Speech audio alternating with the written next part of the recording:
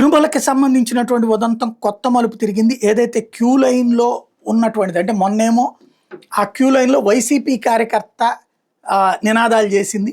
అతన్ని bind over చేశామని చెప్పారు. ఇప్పుడు మరొక మార్పు చోటు చేసుకుంది.